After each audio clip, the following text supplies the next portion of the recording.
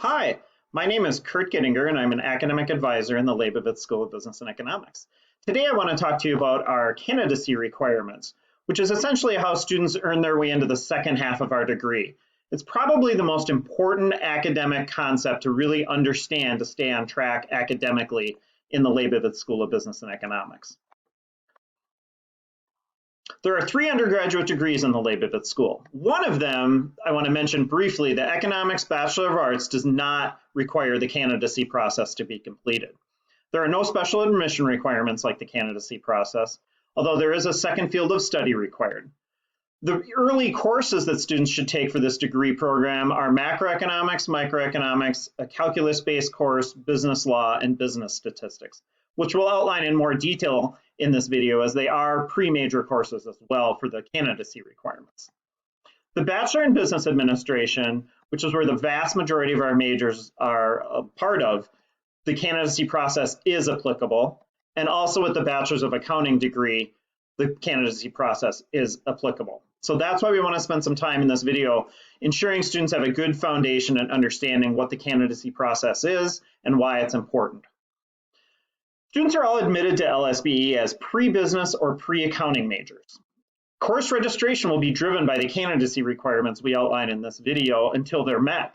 Essentially, it takes students about 3 to 4 semesters to earn candidacy or to complete all the requirements to move into upper division status and branch into their major and leave the pre-business or pre-accounting status. A key point with this, it's not an intentional thing, but it is nice that students do not need to know their major in the Leibovitz School of Business until all the candidacy requirements are met. So what that means is that as an entering student, you can know I want to be something in business and economics for my major, but I don't need to know that until really the second half of the degree, or at least late in sophomore year. There are 2 broad areas of eligibility requirements to complete candidacy. The pre-major courses, of which there are 13 we'll outline in this video, have to be completed. And there are 3 grade point averages we look at that have to be at the minimum GPAs. When all of the pre-major courses are completed at the minimum GPA levels, then students have completed the candidacy requirements and may move into upper division status. Another way to think about that is that they're then eligible to take 3,000 level or higher number of courses in the business school. There are 13 pre-major courses. The first is college writing. That's a 3-credit class, and I always say that's sort of a no-brainer to register for early, as it's required for all majors, basically at any school in the country. The second pre-major class, you have a choice of which course you take. It's public speaking, interpersonal communication, which is 3 credits, or a foreign language, which would be 4 credits. Students only need to do one of these, but it is common we have students do more than one just by choice for an elective. But minimum, you need to complete one of these classes. The next candidacy requirement, I usually spend a little extra time on. It's our calculus-based requirement. The first thing I want to emphasize is that about half of our incoming freshmen are not, and transfer students, are not starting with a calculus-based course. It's perfectly fine if you need a preparatory course before you move into one of these. Again, the candidacy requirements we intend to be completed in 3 or 4 semesters. So if a student takes a preparatory course and doesn't get into the calculus-based class until a later semester, that's perfectly fine. These are going to be 5-credit classes. Generally, students are going to want to take finite intro to calculus. It's a little more targeted towards the business curriculum. Calculus 1 can be a good option for a student who might have thoughts of switching to science or engineering or double majoring in something with science and engineering. Also, if a student has clear intentions of knowing they want to go to graduate school, Calculus 1 can be a good option in that case. This is a rich conversation that all students will engage in a one-on-one conversation with their advisor. The next one is statistics for business and economics. This has a 30-credit prerequisite, and also just informally, I always tell students you don't want to take that or get into that until you're done with the calculus requirement for the most part. Having those 2 classes at the same time, statistics and calculus, can be a bit overwhelming for some students. So usually we wait until sophomore year to take the statistics for business and economics class. This will be 3 credits, however. The next 2 I talk about together and think about together, it's principles of macroeconomics and principles of microeconomics, both of which are 3 credits. Students have to take both of them. It does not matter which one you start with, which is a question we get a lot. You can even take them both at the same time if you choose. It really doesn't matter which one you start with, though. I want to emphasize that because we do get that question quite a bit. A lot of people have an opinion, but ultimately it does not really matter. These are very foundational classes for business education, so these are courses we do want students in on the early part of their degree. The next one is general psychology, which is a 4-credit class. This may be the least obvious of the business pre-major classes. I think of general psychology, why we require that is because you need an understanding and a foundation in human behavior for many business settings. A good example would be consumer behavior in the marketing discipline. All students take consumer behavior in the upper division if they major in marketing. Another example in a very different discipline would be negotiations, which is a class in the management studies department. Obviously, human behavior is going to be very important for negotiating a real estate deal or a labor contract, just like it is with consumer behavior in marketing. So that's why we have general psychology as a foundation pre-major class we have students take early. Business law, the legal environment, is the next pre-major course. This is a 3-credit class, typically a sophomore year class like statistics, which was mentioned earlier. This has a 30-credit prerequisite. You're going to understand and learn about the business environment in a legal context. So it's not going to be criminology where you're covering some of the more tabloid things like Dateline NBC. It's going to be more contract law, employment law, tax law, very important concepts, and just a basic understanding of how the legal system works. The next two I usually talk about together as well, financial accounting, which is 3 credits, and managerial accounting, which is also 3 credits.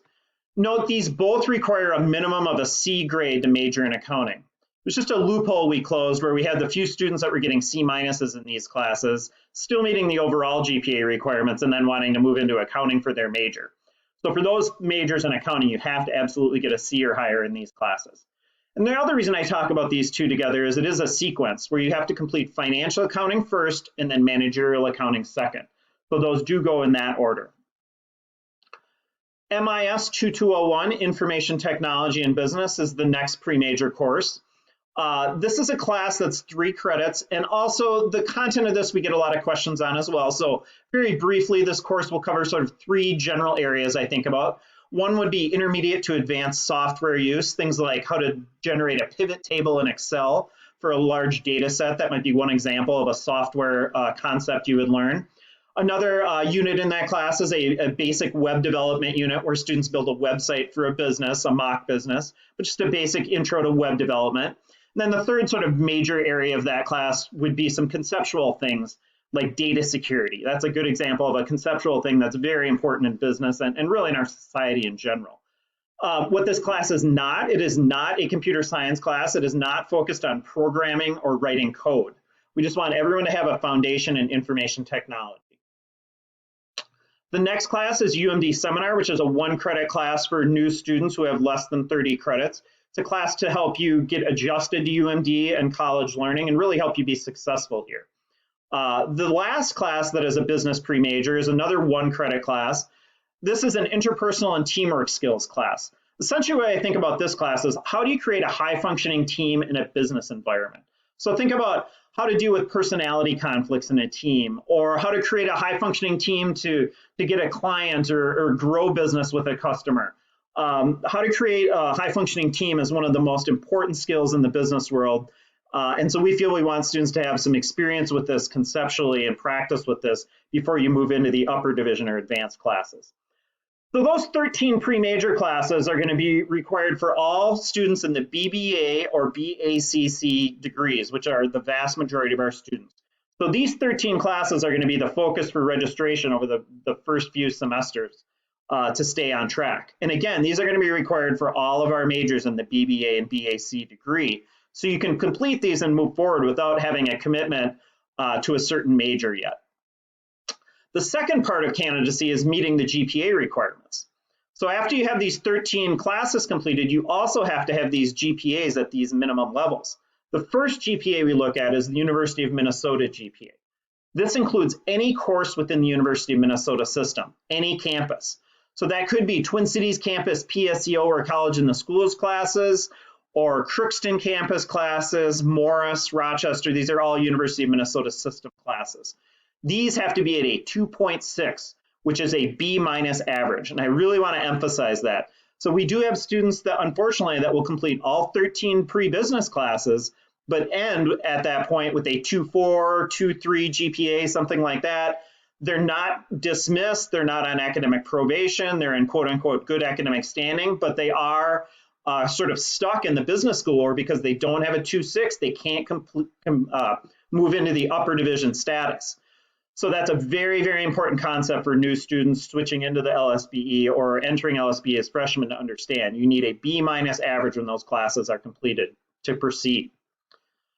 The second GPA we look at is an aggregate GPA that includes anything in the University of Minnesota system, but we also will aggregate in transfer credit. So that could be any college level coursework. This also has to be a 2.6 or a B- average. So again, that's a very important concept to understand, a B- average with those 13 classes completed. Then we also look finally just at the pre-major classes, the 13 courses outlined earlier in this video. Those have to be a C average to meet the candidacy requirements. So hopefully this gives you a good sense of the most important courses to register for early in your academic career. And this is a good foundation to understand how to register for your courses to stay on track for the business school. Thanks for listening.